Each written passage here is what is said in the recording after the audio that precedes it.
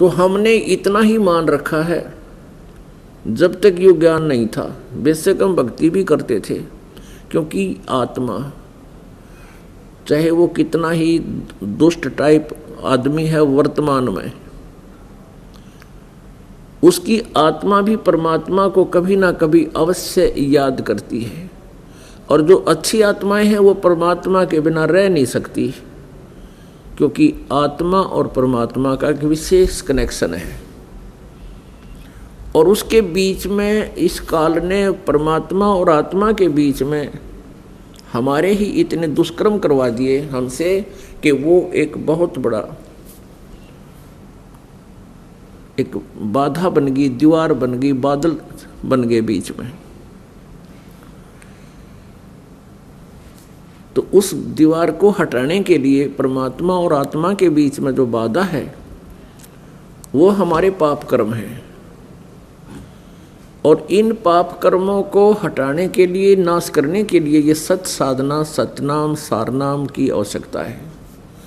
और ये सतनाम सारनाम अभी तक किसी के पास नहीं था, क्योंकि परमात्मा 600 वर्ष पहले आए थे। उन्होंने कोशिश की थी कि कोई सारनाम प्राप्त करने, सतनाम प्राप्त करने योग्य हो जा, उसको सतनाम दो।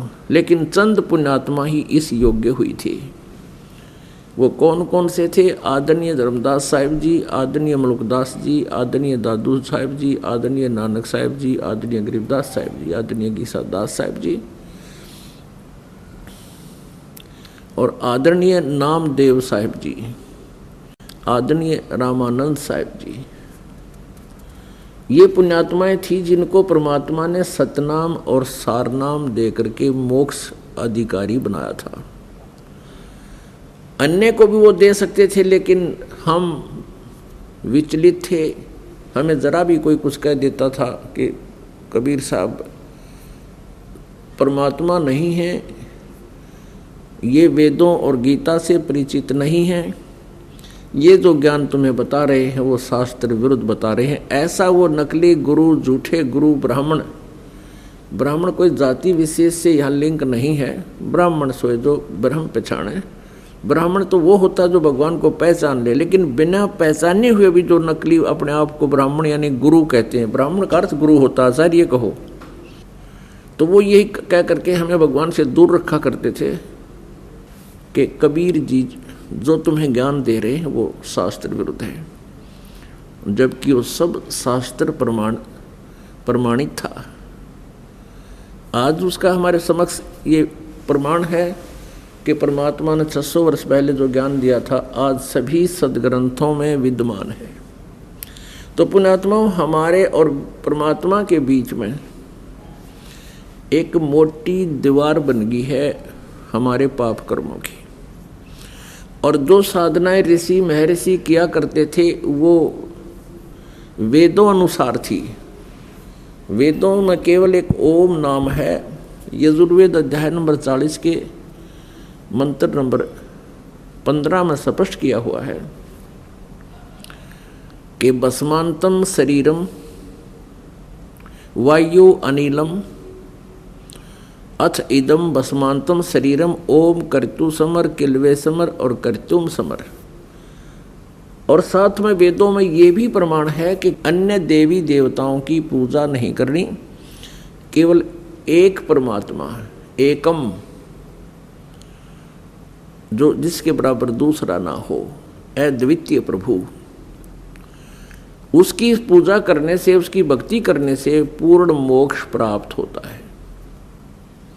जिस कारण से ऋषि महर्षियों ने, उन ज्ञानी आत्माओं ने परमात्मा पाने के लिए बहुत प्रयत्न किए। अब उन ऋषि महर्षियों ने वेदों को पढ़ा, जाना, अपने लेवल से उन्होंने यही अपने सतर से, अपनी बुद्धि से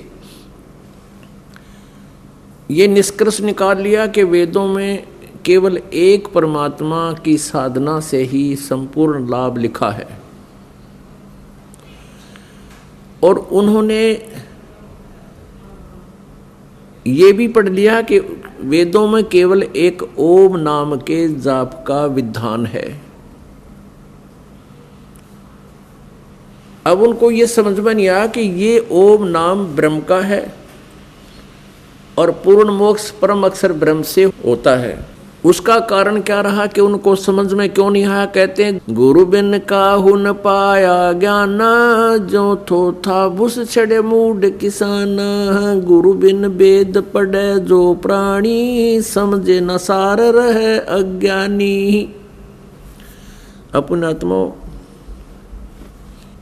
परमात्मा पूर्ण ब्रह्म सत्य पुरुष परम अक्षर ब्रह्म कबीर देव जी, कबीर साहब जुलाहा कबीर जो बनारस में धानक रूप में 120 वर्ष लीला करके सहश्री आए थे, सहश्री चले गए थे। वो हमें उसी समय 600 वर्ष पहले ये अमृतवाणी, ये अनमोल खजाना लिपिबद्ध करवा के गए थे, जो आज हमें प्राप्त है और हमारे मोक्ष का आधार है। उस समय परमेश्वर ने कहा था कि ये जितने भी ऋषि महर्षि हैं, ब्रह्मा विष्णु महेश तक, और ये इनके गुरु शुक्राचार्य और बृहस्पति आदि, इन राक्षसों के भी गुरु, देवताओं के गुरु, और सभी ऋषि वशिष्ठ जी, व्यास जी, मार्कंडे जी, और जितने भी सतयुग के ऋषि हुए, ब्राह्मण हुए, ये सभी अज्ञानी थे। इनको वेदों का ज्ञान नहीं था। अपनात्माओं, ये शब्द कह देना बहुत आसान है जो दास ने बोल दिया, लेकिन ये स्वीकार्य होना बड़ा कठिन है, क्योंकि हम पवित्र हिंदू धर्म में जन्म होने के कारण हम सभी इस रंग में रंगे हुए हैं। हम लोक वेद के आधार से आधारित हैं, और हमने लोक वेद में सुना है कि ब्रह्मा विष्णु महेश सर्वेश्वर थे, ये मृत्युंजय हैं, कालज्ञ हैं, इनके कोई माता पिता नहीं, ये अविनाशी हैं, और पूर्व के जितने ऋषि महर्षि हुए हम उनको बड़े विद्वान मानते हैं। उनको विद्वान मानने का और ब्रह्मा विष्णु महेश को अजर अमर अविनाशी मानने का कोई आधार हमारे पास नहीं था।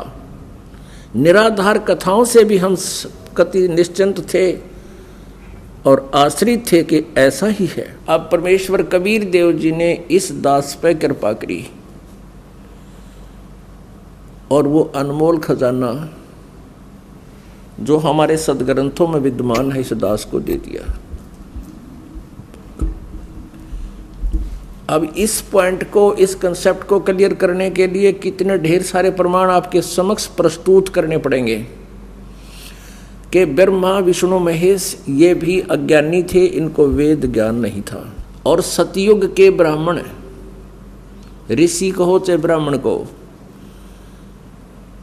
अब जब ब्रह्मा को ज्ञान नहीं, विष्णु को ज्ञान नहीं और दुर्गा को ज्ञान नहीं, तो अन्य देवताओं को ज्ञान कैसे हो सकता है? वो भी अज्ञानी थे। परमेश्वर कबीर जी अपनी अमृतवाणी में बोलते हैं, सुर नर मुनि जन 33 करोड़ी, बंदे सभी निरंजन डोरी।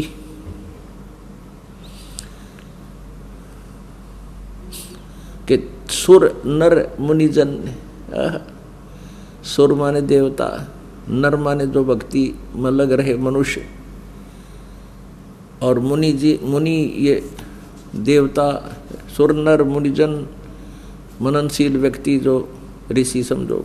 सुर नर मुनिजन 33 करोड़ी, ये 33 करोड़ देवता भी, और बंदे सभी निरंजन डोरी, काल के ही जाल में फंसे हुए हैं। इनको यथार्थ ज्ञान नहीं है, मोक्ष मार्ग इनके पास नहीं है।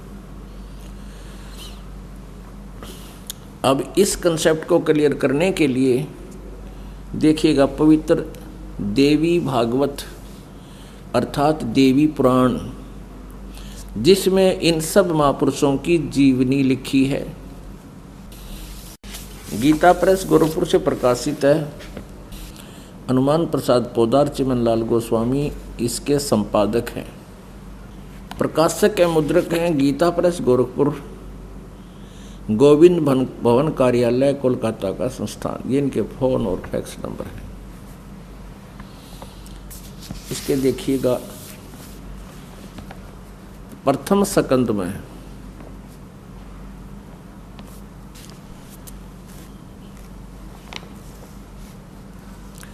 28 पृष्ठ पे। यहां पर नारद जी और व्यास जी का संवाद चल रहा है। नारद जी ने कहा, महाभाग व्यास जी, इस विषय में जो तुम जो पूछ रहे हो, तुम इस विषय में जो पूछ रहे हो, ठीक यही प्रश्न मेरे पिताजी ने भगवान श्री हरि से किया था, यानी विष्णु से कराया था ब्रह्मा ने। देवादिदेव भगवान जगत के स्वामी हैं, लक्ष्मी जी उनकी सेवा में उपस्थित रहती हैं, दिव्य कौष्टमणि उनकी शोभा बढ़ाती है, वे शंख चक्र गदा लिए रहते हैं, पीताम्बर धारण करते हैं, 4 भुजाएं हैं, वक्ष स्थल पर श्री वत्स का चिन्ह चमकता रहता है, वे चराचर जगत के आश्रयदाता, जगत गुरु एवं देवताओं के भी देवता हैं। नारद जी बता रहा है कि मेरे पिता ब्रह्मा जी विष्णु जी से एक प्रश्न किया था जो आपने मुझे किया, और नारद जी बता रहा है कि ब्रह्मा जी ने बताया था वो जगत गुरु हैं, देवताओं के भी देवता हैं विष्णु जी, वे जगत प्रभु भगवान श्री, ऐसे जगत प्रभु भगवान श्री हरि महान तप कर रहे थे, उनकी समाधि लगी थी। यह देखकर मेरे पिता ब्रह्मा जी को बड़ा आश्चर्य हुआ। अतः उन्होंने उनसे जानने की इच्छा प्रकट की। ब्रह्मा जी ने पूछा, प्रभु तुम देवताओं के अध्यक्ष, जगत के स्वामी और भूत भविष्य एवं वर्तमान सभी जीवों के एकमात्र शासक हैं। ब्रह्मा जी विष्णु जी को कितनी उपमा दे रहे हैं, ये अज्ञानता ही तो है। जगत गुरु, देवताओं के भी अध्यक्ष, फिर आप क्यों तपस्या कर रहे हैं? भगवान ब्रह्मा ने कहा, हे विष्णु जी, आप तो सबके मालिक हैं, आप फिर क्यों तपस्या कर रहे हैं? और किस देवता की आराधना में ध्यान मग्न है? आप किस प्रभु का ध्यान लगाए हुए हो? ब्रह्मा जी ने पूछा, विष्णु जी तय मुझे असीम आश्चर्य तो ये हो रहा कि आप देवेश्वर यानी देवताओं के ईश्वर, सबके मालिक और सारे संसार के शासक होते हुए भी समाधि लगाए बैठे हैं। ब्रह्मा जी के विनीत वचन सुनकर भगवान श्री हरि उनसे कहने लगे, ब्रह्मन सावधान होकर सुनो, मैं अपने मन का विचार व्यक्त करता हूँ। देवता, दानव, मानव सब यही जानते हैं कि तुम सृष्टि करते हो, मैं पालन करता हूँ, और शंकर संहार किया करते हैं, किंतु फिर भी वेद के पारगामी पुरुष अपनी युक्ति से यह सिद्ध करते हैं कि रचने, पालने और संहार करने की यह योग्यता जो हमें मिली है, इसकी अधिष्ठात्री शक्ति देवी है। वे कहते हैं कि संसार की सृष्टि करने के लिए तुम में राजसी शक्ति का संचार हुआ है, मुझे सात्विक शक्ति मिली है। इसी सिद्ध हो रहा है कि रजगुण ब्रह्मा है और सतगुण विष्णु, और रुद्र में तमगुण है। रुद्र में तामसी शक्ति का आविर्भाव हुआ है। उस शक्ति के अभाव में तुम इस संसार की सृष्टि नहीं कर सकते, मैं पालन करने में सफल नहीं हो सकता, और रुद्र से संहार कार्य होना भी संभव नहीं। ब्रह्मा जी, हम सभी उस शक्ति के सहारे ही अपने कार्य में सदा सफल होते आए हैं। सुवर्त, प्रत्यक्ष और परोक्ष दोनों उदाहरण में तुम्हारे सामने रखता। सुनो, यह निश्चित है कि उस शक्ति के अधीन होकर मैं प्रलय काल में इस शेषनाग की सैया पर सोता और सृष्टि करने के अवसर पर आते ही जाग जाता हूँ। मैं सदा तप करने में लगा रहता हूँ, उस शक्ति के शासन से कभी मुक्त नहीं रह सकता। कभी अवसर मिला तो लक्ष्मी के साथ सुखपूर्वक समय बिताने का सौभाग्य प्राप्त होता है। मैं कभी तो दानों के साथ युद्ध करता रहता हूँ। आखिर जगत को भय पहुँचाने वाले दैत्यों के विकराल शरीरों को शांत करना मेरा परम कर्तव्य हो जाता है। मुझे सब प्रकार से शक्ति के अधीन होकर रहना पड़ता है। उन भगवती शक्ति का मैं निरंतर ध्यान किया करता हूँ। ब्रह्मा जी, मेरी जानकारी में इन भगवती शक्ति से बढ़कर दूसरे कोई देवता नहीं। अपुण्यात्माओं,